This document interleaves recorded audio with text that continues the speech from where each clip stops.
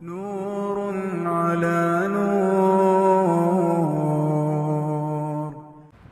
الشرط الثالث الإخلاص المنافي للشرك.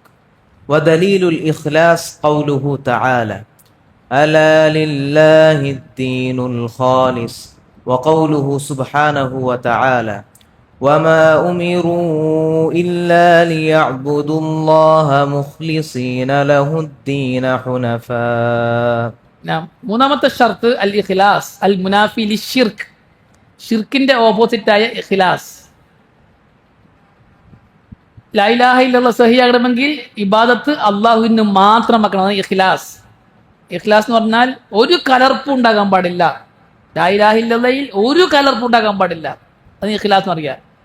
അള്ളാഹുവിന് മാത്രമാക്കണം. ഷിർക്കും ഉണ്ടാകാൻ പാടില്ല, റിയാവും ഉണ്ടാകാൻ പാടില്ല. അള്ളാഹുവിന് മാത്രം തനിപ്പിക്കണം. അതാണ് അലാ ലില്ലാഹി അദ്ദീനുൽ ഖാലിസ്. ഖാലിസായ നിഷ്കളങ്കമായ കീഴ്വണക്കം അള്ളാഹുവിനാണ്. അലാ ലില്ലാഹി അദ്ദീനുൽ ഖാലിസ്. അപ്പൊ അദ്ദീനുൽ ഖാലിസ് എന്താണ് നമ്മൾ കഴിഞ്ഞ ക്ലാസ്സിൽ അൽ ഖവാഇദ് അർബ വിശദീകരിച്ചപ്പോൾ പറഞ്ഞിരുന്നു. അത് മനസ്സിലാക്കാൻ വേണ്ടിയിട്ട് ഖുർആനിൽ നമ്മൾ തെളിവ് പറഞ്ഞിരുന്നു. പാലിനെ സംബന്ധിച്ച് അള്ളാഹു പറഞ്ഞത് വനുസ്കീകും മിമ്മാ ഫീ ബുതൂനിഹി മിൻ ബൈനി ഫർസിൻ വദമിൻ ലബനൻ സായിഗൻ ലിശാരിബിൻ ലബനൻ ഖാലിസൻ സായിഗൻ ലിശാരിബീൻ. പാലിനെ സംബന്ധിച്ച് അള്ളാഹു പറഞ്ഞതാണ് വനുസ്കീകും മിമ്മാ ഫീ ബുതൂനി, കന്നുകാലികളുടെ വയറ്റുകളിൽ നിന്നും ഞാൻ നിങ്ങളെ കുടിപ്പിക്കുന്നു. എന്താ? മിൻ ബൈനി ഫർസിൻ വദമിൻ ലബനൻ ഖാലിസൻ സായിഗൻ ലിശാരിബീൻ. രക്തത്തിന്റെയും കാഷ്ടത്തിന്റെയും ഇടയിലൂടെ വരുന്ന പ്യുവറായ പാലിനെ. ലബനൂൻ ഖാലിസ്. അപ്പൊ ഖാലിസ് എന്ന് പറഞ്ഞാൽ വരുന്നത് എന്തിന്റെ ഇടയിൽ കൂടിയാണ്? റഫസിന്റെയും റഫ്സിന്റെയും ഫർസിന്റെയും ദമിന്റെയും ഇടയിലൂടെ. മിംബൈനി ഫർസിൻ വദമിൻ. എന്നാൽ പാലിൽ എന്തില്ല? കാഷ്ട. ഫർസ് എന്ന് പറഞ്ഞാൽ കാഷ്ടിക്കേണ്ട വസ്തുവിനാണ് ഫർസ് എന്ന് പറയാം. വയറ്റിൽ കെട്ടി നിൽക്കുന്ന, പുറത്തു പോകുമ്പോൾ അത് വേസ്റ്റ് കാഷ്ടമായിട്ട് പുറത്തു പോവുക, അതിനാണ് ഫർസ് എന്ന് പറയാം. അതിൻ്റെയും രക്തത്തിൻ്റെയും ഇടയിലൂടെയാണ് പാല് വരുന്നത്. പശുവിൻ്റെ ഒക്കെ പാല് വരുന്നത്. എന്നാൽ പാലിൽ കാഷ്ടത്തിന്റെ എന്തെങ്കിലും അടയാളം ഉണ്ടാ? ഇല്ല. രക്തത്തിന് എന്തെങ്കിലും അടയാളം ഉണ്ടാ? പ്യുവർ വൈറ്റ് പാൽ അല്ലേ? അതല്ല പറഞ്ഞത്. മിൻ ബൈനി ഫർസിൻ വദമിൻ ലബനൻ ഖാലിസൻ സായിഗൻ ലിശാരിബീൻ എന്ന് പറഞ്ഞു. അതാണ് പ്യുവറായ. അപ്പം അള്ളാഹുവിനെ അംഗീകരിക്കുമ്പോൾ ഇഖ്ലാസ് വേണം. ലാ ഇലാഹ ഇല്ലല്ലാഹ് ഇഖ്ലാസ് വേണം. ഒരണുമണി അള്ളാഹു അല്ലാത്തവർക്ക് പോകാൻ പാടില്ല. അള്ളാഹുവിന് മാത്രം അവകാശപ്പെട്ടത് അള്ളാഹുവിന് മാത്രമാക്കണം. ഇതാണ് ഇതിന് തെളിവുള്ളത്. മറ്റൊരു തെളിവ് എന്താണ്? വമാ ഉമിറു ഇല്ലാ ലിയഅ്ബുദുല്ലാഹ മുഖ്ലിസീന ലഹുദ്ദീന ഹുനഫാ. ഇബാദത്ത് അള്ളാഹുവിന് മാത്രമാക്കണം എന്നാണ് അവരോട് കൽപ്പിക്കപ്പെട്ടിട്ടുള്ളത് എന്ന്. ഹുനഫ എന്ന് ഹനീഫ് എന്നതിന്റെ ജംആണ് ഹുനഫാ. ഹനീഫ് എന്ന് പറഞ്ഞാൽ ഷിർക്കിൽ നിന്നും മാറി തൗഹീദിലേക്ക് തെറ്റുക. ഷിർക്കിൽ നിന്നും ബിദഅത്തിൽ നിന്നും പോലുള്ള ബാത്തിൽ നിന്നും മാറി നിൽക്കുകയും ഹക്കിലേക്ക് ചായുകയും ചെരിയുകയും ചെയ്യുന്നതിനാണ് ഹനീഫ് എന്ന് പറയാ. ഹുനഫ.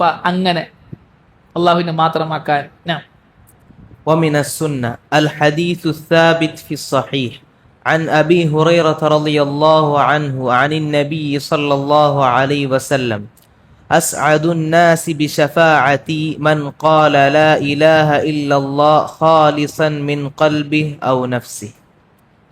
وفي الصحيح عن عتبان بن مالك رضي الله عنه عن النبي صلى الله عليه وسلم قال: إن الله حرم على النار من قال لا إله إلا الله يبتغي بذلك وجه الله عز وجل.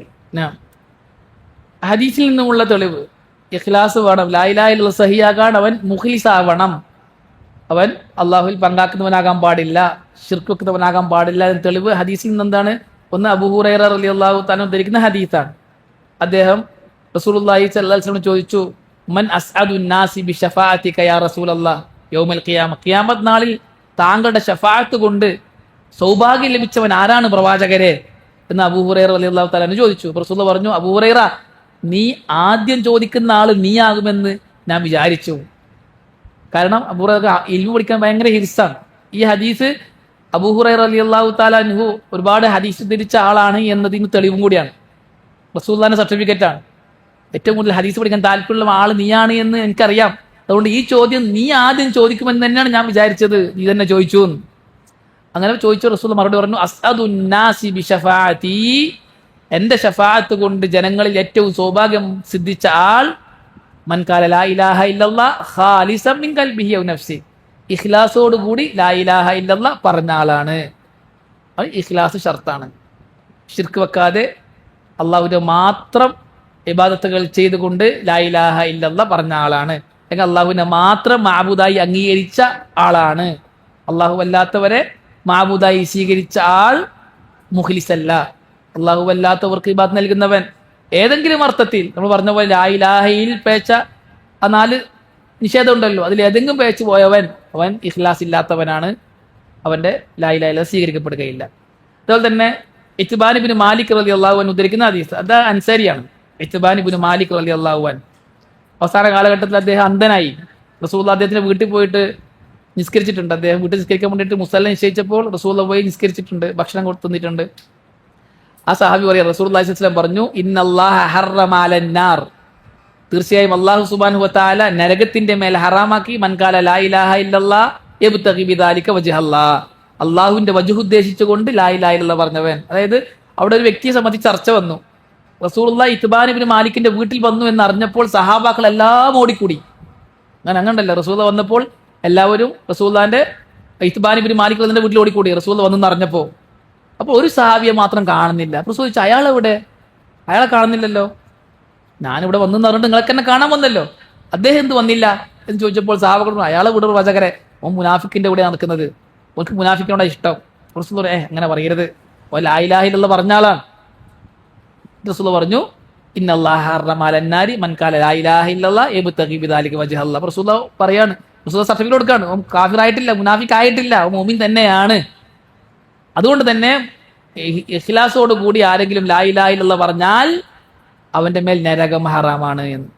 ഇതേ ഹദീസ് ഇമാം നസായി അദ്ദേഹത്തിന്റെ അൽ യൗമു വൽ ലൈല, അമലുൽ യൗമി വൽ ലൈല എന്ന കിതാബിൽ കൊടുത്തിട്ടുണ്ട്.